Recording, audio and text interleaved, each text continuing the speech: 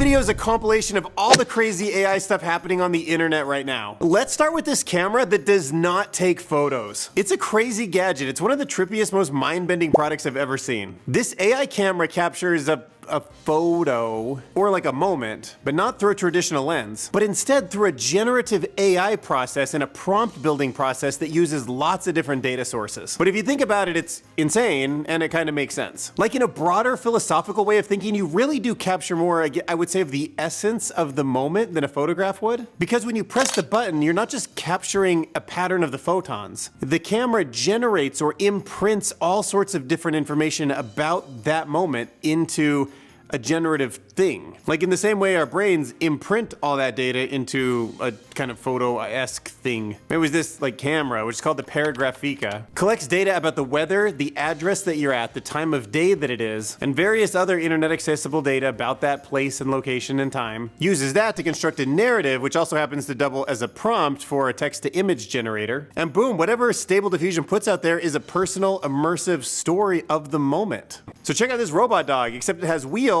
for paws. Oh, did I mention that it can just like pop up on two, so now it's kind of like very human-like, humanoid?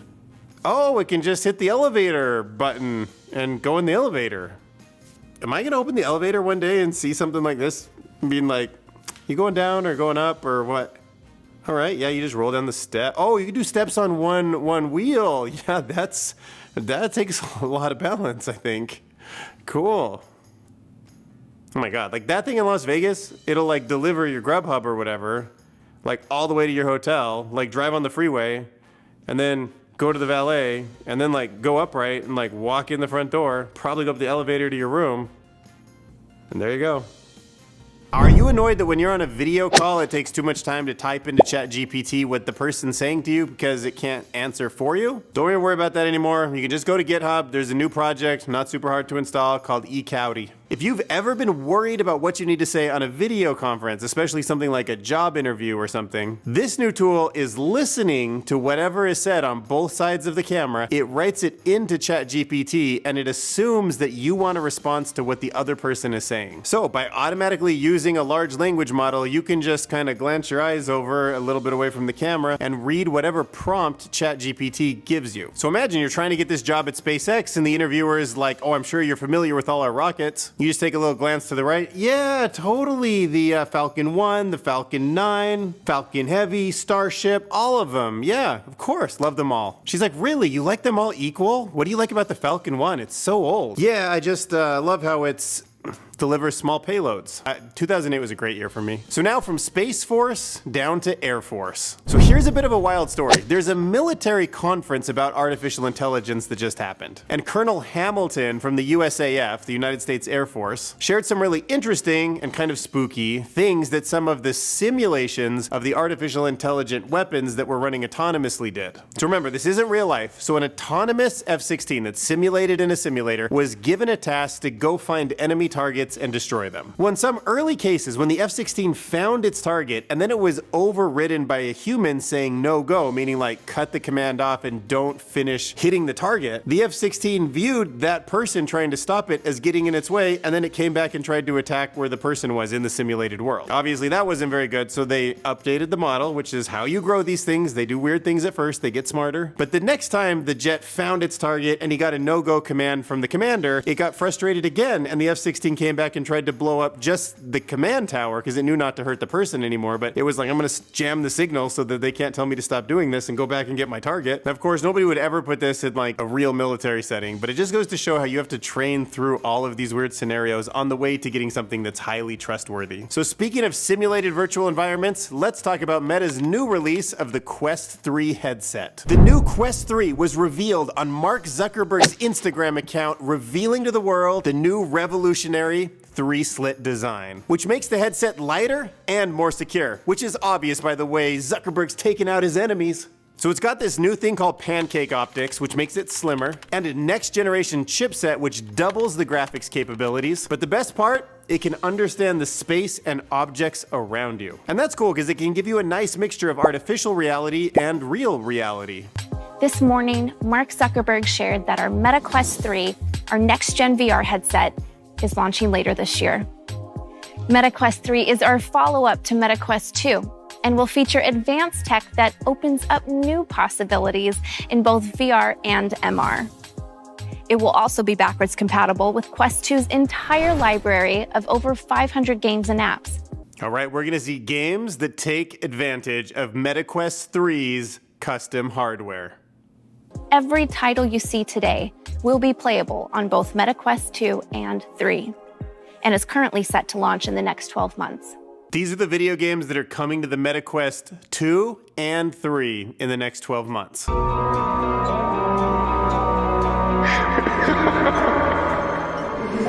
You think you know the whole story of the Ghostbusters. Dude, Ghostbusters VR? I'm in.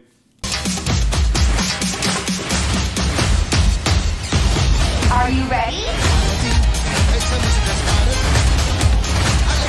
Samba de Amigo?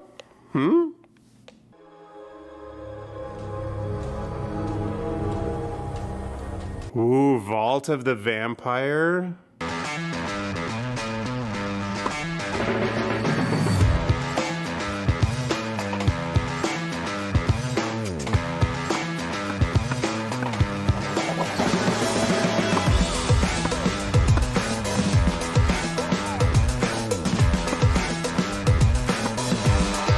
Dude, the Racket Club, pickleball's huge this year.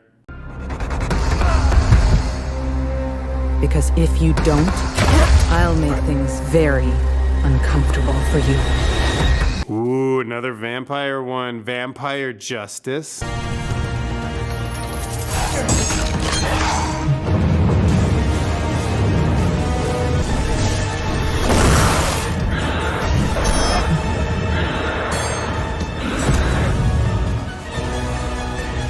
Dungeons of Eternity? Stout, what do you want? Show yourself!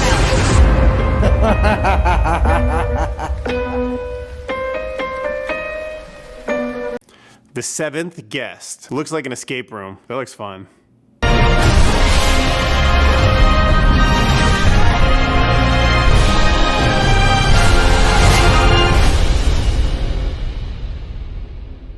Attack on Titan.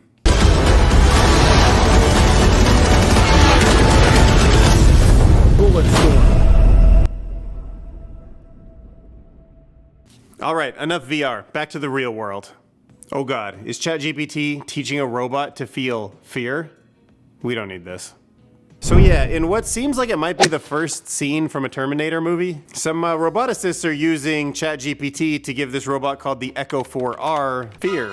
The Echo 4R began to communicate to all of the people around it that it had a phobia of cliffs, edges, steps, you know, stuff it could fall off. So yeah, with the help of, you know, the ChatGPT GPT-4 model that's like super powerful, has all these emergent abilities, super smart, it sort of became self-aware, I think. But this self-awareness breakthrough means that robots in the future that are in different environments and kind of learn different things, they might end up with their own little quirks and personalities. I mean, I just hope the robot ends up being quirky and curious like Wall-E and not so much like HAL 9000, you know? So I got through the waiting list and I've been using Google's generative search results for about a week now. And I wanted to share that I found it way more useful than I expected. I actually kind of love it.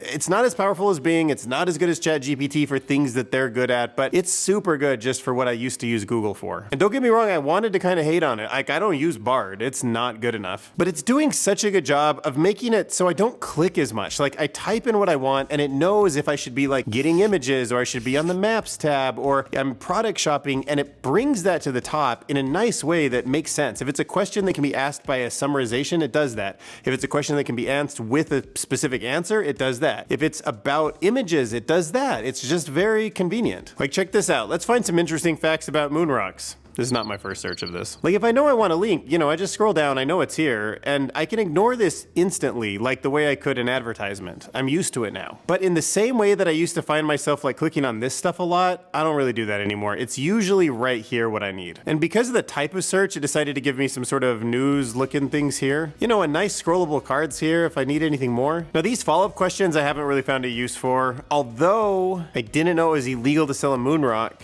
I am curious about that. This might be the first first time actually. Because they're considered national treasures. What other weird things are considered national treasures? Aromatic resins such as frankincense? Stonehenge, yeah, that makes sense. Like, how are you gonna sell that anyways? Like, put it on eBay? What's so special about the Fairy Queen locomotive? Ugh, see, this is what happens. Oh, the oldest known steam locomotive. See, it's cool. Anyways, there you go. I actually give it a big thumbs up. But I do feel bad for the people who make a living by getting links for stuff like tutorials, how-to guides. Dude, I'm sure they're not feeling this. And this definitely feels like an old school newspaper moment where you're like, oh, generative requests are gonna dominate. Like, I can't rely on those links as much anymore. Here's a quick montage of robots sorting stuff. Look at all those batteries all out of order, then getting into order. Dude, look at that. Fiber cups, fiber paper, corrugated cardboard. Yeah, that's, like, I need a lot of time to process all that. This thing's just like flying through it, man. That's like lightning. Think of how much more recycling we're gonna get out of our already kind of recycled stuff. You know, just scoop it up, dump it on this conveyor belt, let this thing like resort. There's probably so much stuff we could reuse. And this is the kind of robotic solutions that make a difference on the planet. I like it.